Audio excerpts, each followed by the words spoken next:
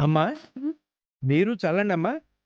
అమ్మవారికి నిలువెత్తు బంగారాన్ని సమర్పించినట్టు ఆ తల్లి ప్రసాదాన్ని స్వీకరించినట్టు అవుతుందమ్మా.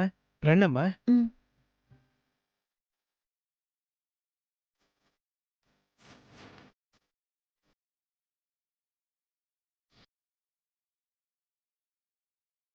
నా ముక్కు నీకు నైవేద్యంగా సమర్పిస్తున్నాను. స్వీకరించు తల్లి.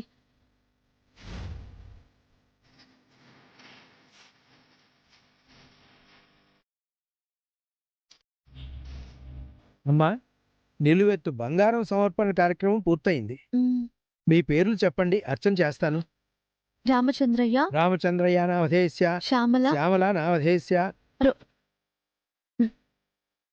చామంతి చామంతి నామధేస్య, సహకుటుంబాన. సహ కుటుంబానాం క్షేమ స్థైర్య ధైర్య వీర్య విజయ అభయ. ఏవండి, బెల్లం ఇచ్చారు కదా, డబ్బులెంతో చెప్తే ఇస్తాను. డబ్బుల కోసం కాదండి ఇచ్చింది.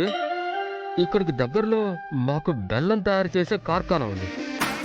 ఈసారి తయారు చేసిన దాంట్లో ఇది మొదటి బెల్లం.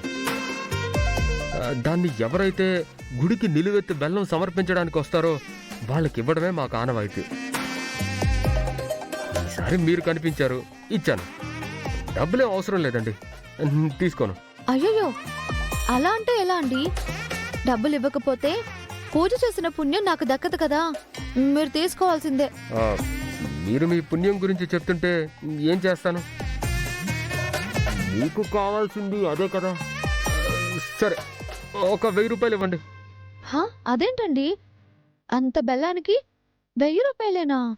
అసలు అది కూడా తీసుకోకూడదండి. మీరు ఫ్రీగా తీసుకోకూడదు అంటున్నారు కాబట్టి అదన్నా అడిగాను. అది చాలా తక్కువ కదండి. అంతకు మించి ఒక్క రూపాయి కూడా ఇవ్వద్దు ప్లీజ్.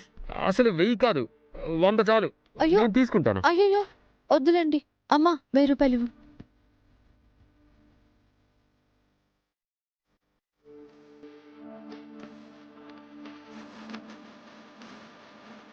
ఇదిగోండి, ఈ 1000 రూపాయలు తీసుకోండి.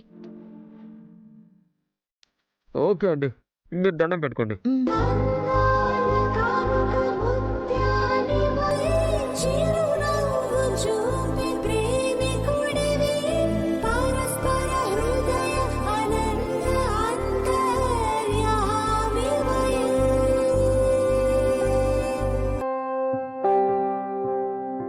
చామ్ చేతుల మీదుగా ఇచ్చిన ఈ డబ్బుని నీకే ఇస్తున్నానమ్మా. అన్నప్రసాదానికి వాడతారు కాబట్టి అన్నదానానికి మించిన పుణ్యం లేదు.